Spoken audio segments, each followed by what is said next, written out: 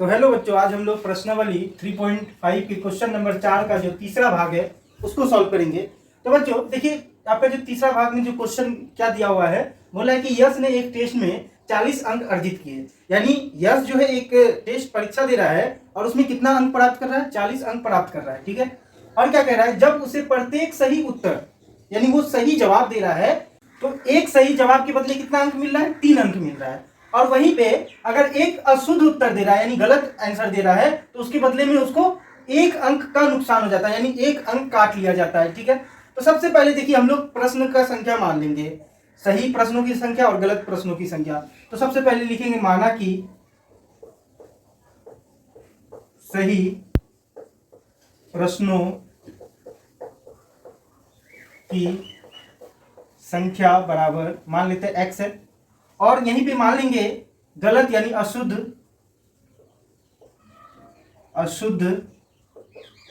प्रश्नों की संख्या बराबर y मान लेते हैं। ठीक है, तो कुल प्रश्न हम लोग का कितना हो जाएगा, देखिए सही और गलत दोनों मिलाकर के कुल होगा, तो हम लोग लिख देंगे कुल प्रश्नों की संख्या बराबर क्या हो जाएगा, दोनों देखिए सही वाला प्रश्न और गलत प्रश्न दोनों को जोड़ देंगे तो क्या हो जाएगा, हमारा कुल प्रश्न निकल जाएगा। ठीक है, तो ये हम लोग क्या लिखे हैं, कुल प्रश्नों की संख्या। अब देखिए आपका जो प्रश्न से क्या कह रहा है कि अगर एक सही जवाब दे तो 3 अंक मिलता है। ठीक है, तो हम लोग लिखेंगे प्रश्न से या आप प्रश्नानुसार भी लिख सकते हैं। तो एक सही जवाब पे 3 अंक, तो x सही जवाब है, देखिए x सही क्वेश्चन है तो x को 3 से गुना कर देंगे तो कितना हो जाएगा 3x। अब देखिए इसमें से कितना कटता है, अगर गलत जवाब देगा तो y गलत जवाब दे रहा है तो y को 1 से गुना कीजिए। देखिए यहाँ y को अगर 1 से गुना कीजिएगा तो क्या हो जाएगा y, यानी y अंक इसका कट रहा है तो टोटल कितना अंक प्राप्त हो रहा है, कितना अंक अर्जित हो रहा है, 40 अंक अर्जित हो रहा है। तो देखिए ये हम लोग का क्या हो जाएगा, समीकरण 1 हो जाएगा। ठीक है, अब देखिए जो दूसरा, तो देखिए दूसरा स्टेप क्या कह रहा है कि अगर सही उत्तर देने पे 4 अंक प्राप्त होते, यानी अगर हम सही जवाब देंगे किसी प्रश्न का तो उसमें 4 अंक मिलता, और किसी प्रश्न का गलत उत्तर देते तो 2 अंक उसमें कट जाता। तो देखिए सही मतलब सही कितना हो रहा है, 4, सही उत्तर देने पे 4 अंक मिल रहा है। तो देखिए x हम लोग मान लिए, सही प्रश्नों की संख्या x माने, तो इसको 4 से गुना कर देंगे दूसरा स्टेप में, यानी पुनः क्या हो जाएगा, पुनः प्रश्न से देखिए 4 अंक मिल रहा है किसमें, सही उत्तर देने में, तो कितना हो जाएगा 4x। अब देखिए इसमें से कितना घट रहा है, यानी गलत उत्तर देंगे तो 2 अंक घटेगा, तो हम लोग अशुद्ध प्रश्न की संख्या y माने तो y को 2 से गुना करेंगे तो कितना हो जाएगा -2y। अब बराबर आपका कितना हो जाएगा, तो बोल रहा है कि अगर 4 अंक प्राप्त होता सही उत्तर देने पे और 2 अंक घट जाता अशुद्ध उत्तर देने पे तो वो अंक टोटल 50 हो जाता। तो यहाँ पे हम लोग 50 लिख देंगे। तो अब देखिए इसमें कॉमन भी आ रहा है तो हम लोग कॉमन निकाल लेंगे पहले। ठीक है, तो देखिए साइड में कॉमन निकाल लेते हैं, आपका कितना आया 4x और -2y बराबर कितना 50 है। तो देखिए 2 अगर हम कॉमन लेंगे, 2 कॉमन ले लिए तो यहाँ क्या बचा, 2 बचा, 2 दूनी 4, x है तो x, माइनस है तो माइनस, 2 से 2 कितना बार में कटेगा, एक बार में। देखिए 1 को y से गुना कीजिए तो y, अब बराबर इधर कितना है 50 है तो 50, देखिए 2 से 50 कटेगा क्योंकि ये इधर गुना में उधर जाएगा भाग, 2 1 कम 2, और देखिए 2 दूनी 4, 1 बचा, 10 हो गया, 2 पंचे 10, यानी 2x - y बराबर आपका कितना आ गया 25। ये आपका समीकरण 2 हो गया।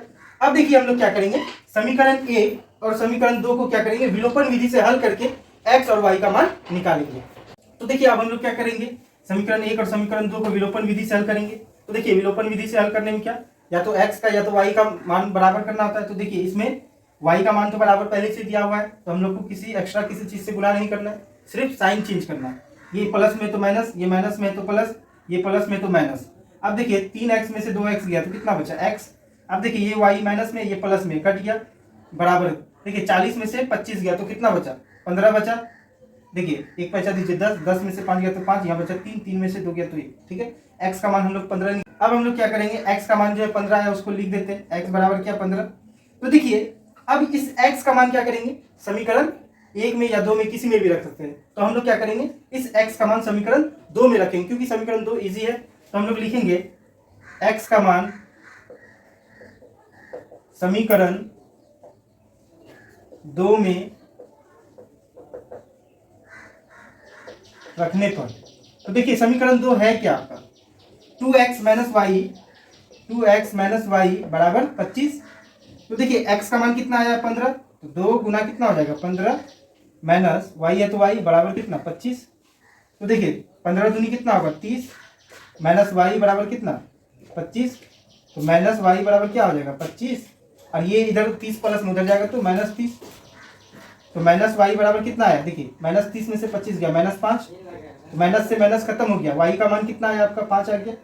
तो देखिए x का मान 15 आया, y का मान 5 आया, तो हम लोग को क्या बोला था टेस्ट में कितने प्रश्न थे। तो देखिए कुल प्रश्न हम लोग क्या निकाले थे, जो कुल प्रश्न था तो वो क्या था x प्लस वाई, सही प्रश्न और गलत प्रश्न दोनों।